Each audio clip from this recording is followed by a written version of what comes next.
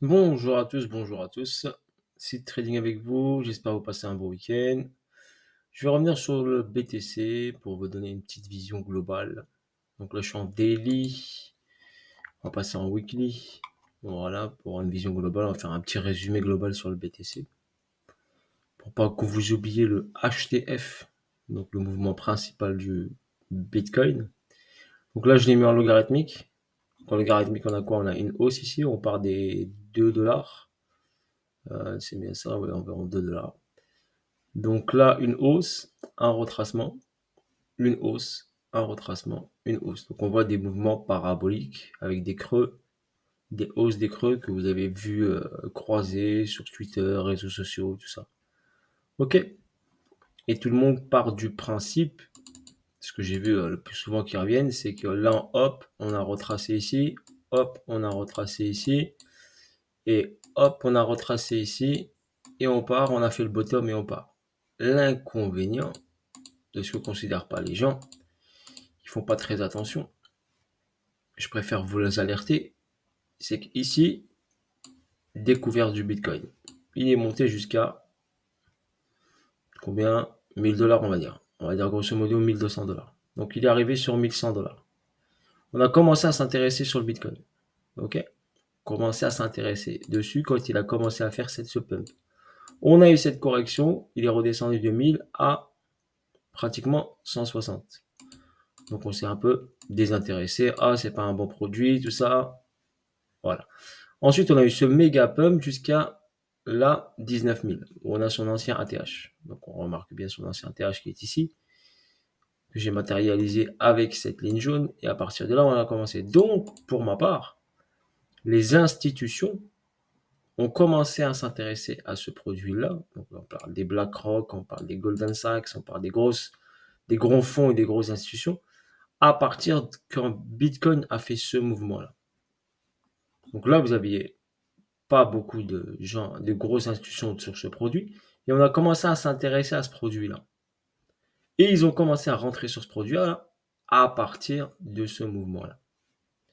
Donc à partir avant 2000, ici 2000, on va dire 19 000 dollars, pour moi, il n'y avait pas de grosses institutions. Je pense qu'ils se sont mis en place à partir d'ici, à partir de 2017. D'accord?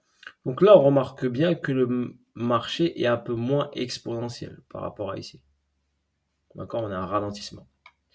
Et on remarque bien que le mouvement du prix, ici, est beaucoup plus propre que ici. D'accord? Vous voyez qu'ici, il y a des mouvements beaucoup plus propres au niveau des ranges et tout ça. Donc c'est ça que on peut constater. Donc à partir d'ici, je pense que déjà les grosses institutions sont rentrées sur les marchés et commencé à spéculer sur cet actif qui est le Bitcoin, qui est devenu intéressant pour eux pour faire des plus-values et tout ça. Donc là, qu'est-ce qu'on a? On a ici notre ancien ATH, que j'ai marqué ici en jaune, ancien ATH. Le gros retracement ici qui a été effectué en 2018. Donc on est passé de 19 666 à 3125. Donc ça, c'est notre repère. D'accord? Notre repère. Ici, on a ici un high. D'accord? Ouais, je vais le matérialiser ici. On a ici un high. Et là, on a ici un low. Ok? C'est notre repère principal. Donc après avoir fait ici ce low et ce high, le prix bien sûr a travaillé dans cette zone. On appelle ça comme si c'était une boîte, donc un range. Donc si on prend par exemple notre Fibonacci ici sur cette partie-là et cette partie-là, ok, donc on va la matérialiser comme ça grâce à ce Fibonacci. Je vais décaler ça comme ça, on va se concentrer que sur ça. Je constate quoi ici par rapport à ce plus bas et ce plus haut. Donc hop, je vais le prendre comme ça. Donc on a fait ce plus bas et ce plus haut, donc c'est les repères de cette structure. On appelle ça une structure. Donc ensuite, le prix a fait quoi ici? On sait que ici, par rapport à un Fibonacci, que notre middle, donc notre moyenne de prix ici, donc je vais le décaler comme ça. Donc ça, c'est notre moyenne de prix par rapport à ce plus bas et ce plus haut. Donc la moyenne de prix, c'est le 50%. Donc sur ce côté-là, au niveau des 50%, pour qu'on voit mieux le chiffre, je vais le mettre là. 50% est à 11 323. Donc le prix, il a fait quoi? Il est descendu, il a créé son plus bas. Ok, la tendance, elle était haussière, le prix vient d'en bas. On remarque bien que la tendance était haussière et explosive jusqu'à 19 666. Arrivé ici, création du plus bas. Donc on a ici, on appelle ça notre fourchette. On a une fourchette de prix.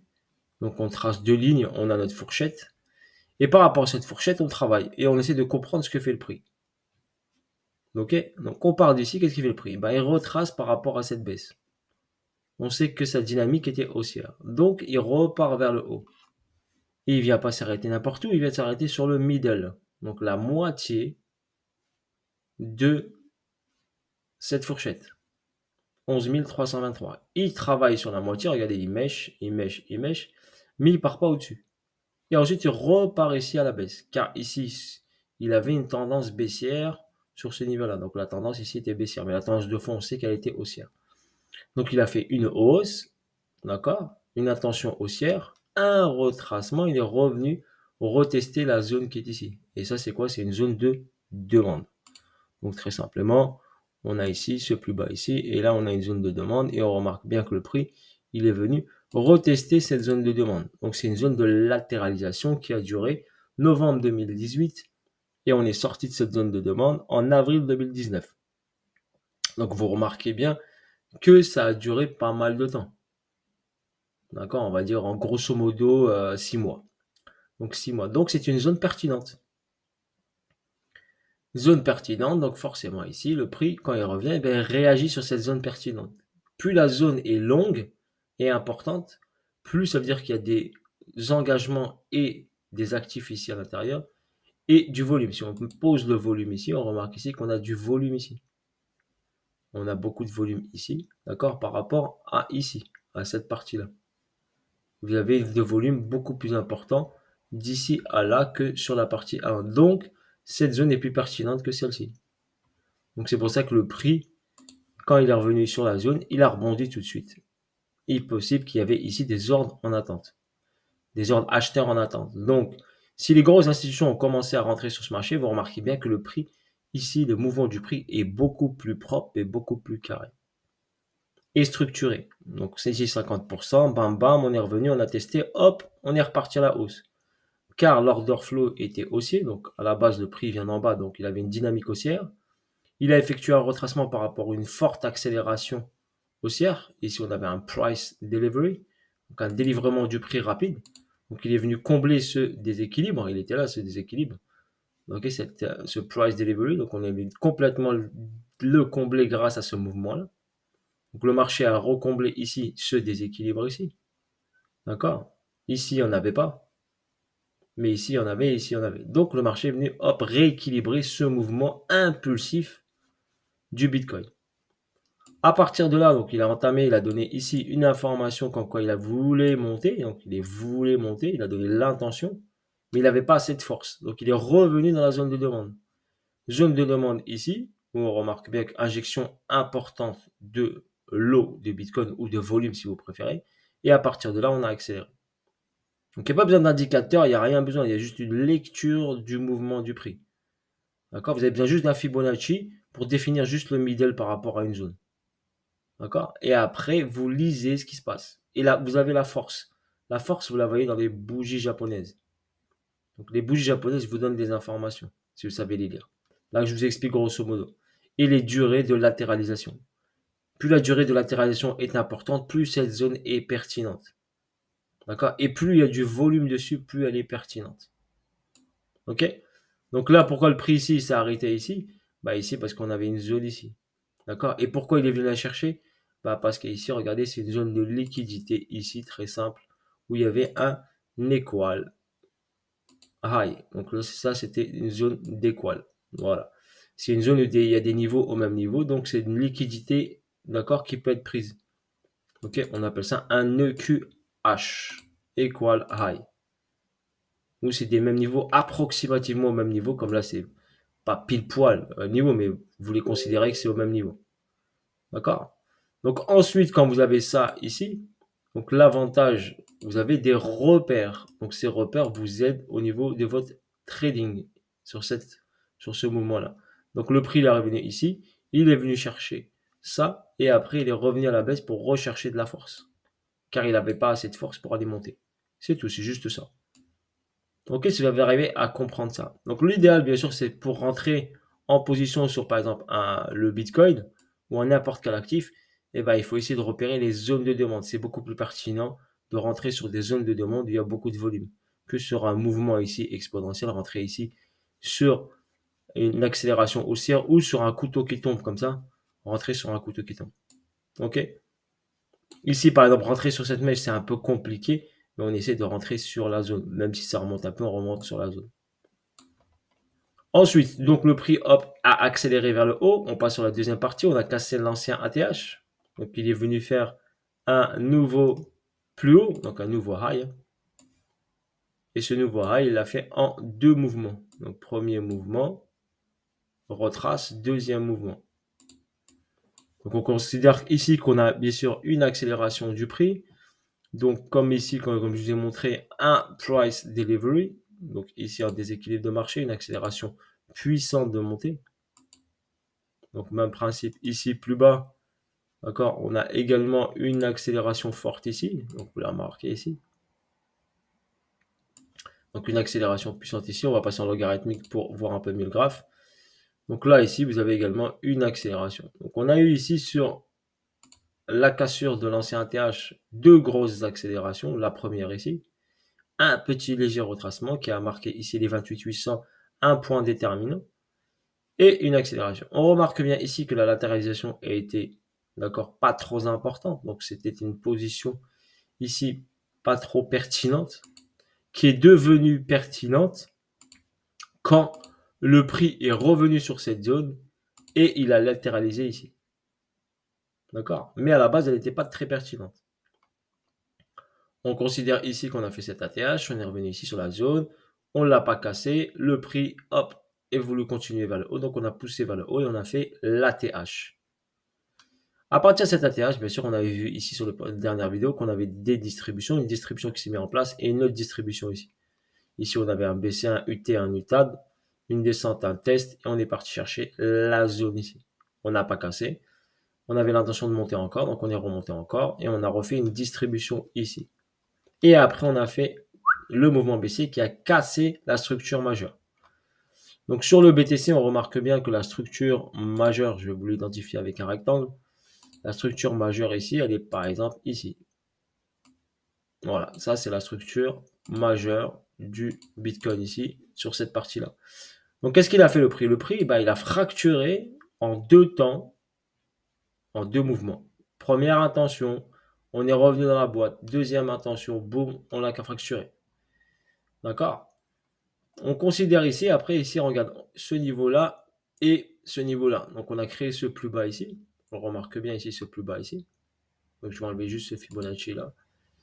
Ce plus bas ici et ce plus haut ici. Donc on travaille ici, on avait une fourchette ici, vous vous rappelez la fourchette, et là on a créé un plus bas ici et une fourchette ici. Et on a créé un high ici. Donc notre fourchette elle est sur l'ATH et sur ce plus bas. Donc le plus bas ici 3841, l'ATH 69 000 $. Je prends ce niveau ici où le prix s'est arrêté. Donc il est monté et il s'est arrêté. Et j'ai tracé ici un Fibonacci de ce niveau à ce niveau. Ok, et je me suis intéressé à ce 50%. Donc si on regarde bien ici ce 50%, le prix il a fait quoi ici sur ce 50?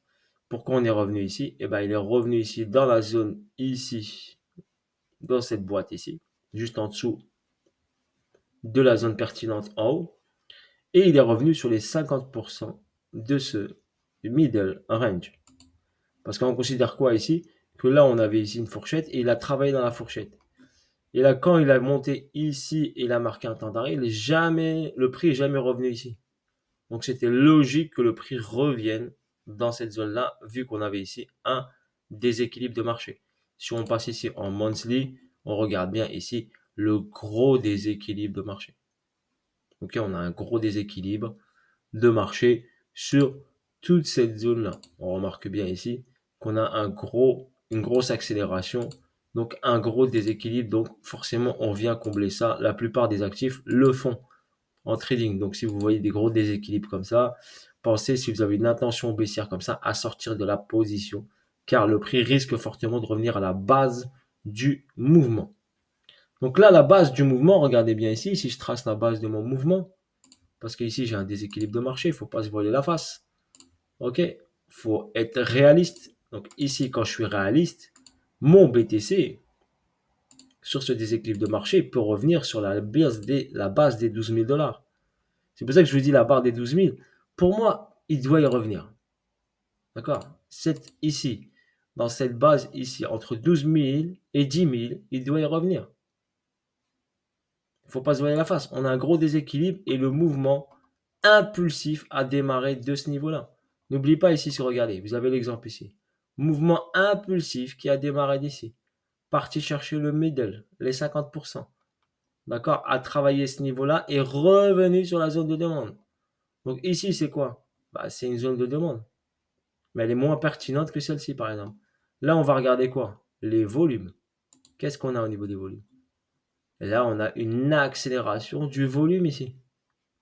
Et après, on a une chute du volume. Regardez, vous prenez juste votre stylo, un stylet ou une courbe. Vous regardez ici, volume qui accélère, une petite chute, volume qui remonte et volume qui descend et qui est plat.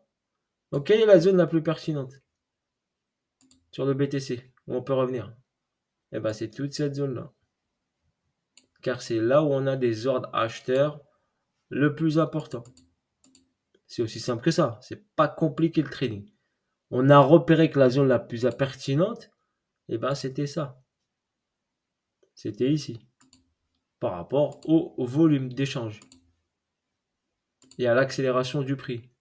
Donc si j'ai cette partie-là ici, ça veut dire pour ma part, le prix ici, bah, il doit revenir là-dedans.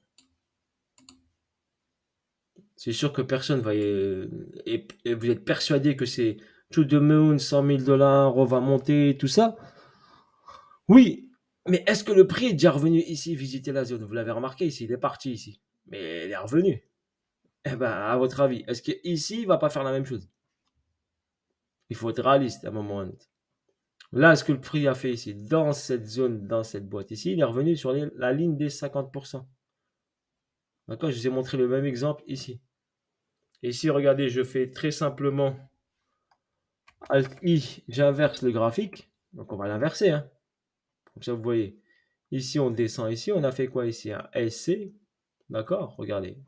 Si je prends ça comme une accumulation, SC, hausse, STB, on est monté. D'accord? Il nous manque quoi? Donc, il nous manque un spring. Donc, il nous manquerait potentiellement un ATH. Ou faire un autre ATH. Ou s'arrêter au STB. Donc là, on aurait quoi ici? Tac, une descente. D'accord? Et on peut aller chercher ici vers le haut. Pour faire quoi ici? Pour redescendre vers le bas. Donc on doit redescendre vers le bas. Si vous voulez tous un ATH. Vous êtes tous d'accord? Vous voulez tous un ATH. Et bien ici quoi? Eh ben, j'ai une distribution de type Wyckoff. Donc j'ai un sommet. Un arrêt de la tendance. Donc là j'ai quoi? J'ai un BC. J'ai un AR. J'ai une remontée. Un ST. Et là j'ai un saut. Et là sur ce coup de saut là j'ai quoi? J'ai comme une accumulation. Donc on est en train d'accumuler ici. Donc si on traduit ça comme une accumulation, ça ferait un SCAR, STB, Spring, on s'en va en bas, ou en haut ici, et pour nous c'est en bas, casser ce niveau des 15 000, revenir dans la zone des 12 000, 10 000, 12 000, pour repartir après faire un ATH. Regardez, quand j'inverse le graphique, pour moi ça reste logique. SC, STB, Spring. On doit distribuer pour aller chercher ici en bas, si je vous inverse le graphique. À titre pédagogique pour vous expliquer. C'est pour ça que je vous dis, pour moi, c'est inévitable qu'on revienne ici. Ça saute aux yeux au niveau du graphique. Je remets le graphique normal. Donc, c'est Alt-I. Si les personnes veulent inverser le graphe sur TradingView, vous tapez sur Alt-I en même temps. Et vous pouvez. Donc, une lecture inversée peut vous donner déjà. Si vous n'arrivez pas à lire un graphique comme ça, vous êtes plus acheteur, donc vous n'êtes pas plus vendeur, vous n'avez pas la vision vendeuse, et ben vous tournez le graphique et vous regardez en achat ce que ça donne. Par exemple. Et ceux qui sont en achat, vous remarquez bien ici, par exemple, vous remarquez ici le mouvement du prix. Donc, potentiellement en weekly, daily, donc il va travailler. Donc, on a dit quoi? Il doit faire une distribution. Donc, il doit monter encore un petit peu. Et après, il redescend. C'est pour ça que je dis, il peut revenir dans cette zone de demande entre les 40 et 32 000 et les 48 000. Sur ce, bonne journée à tous, bon week-end à tous, bon dimanche à tous et à bientôt pour de nouvelles vidéos. Seed Trading.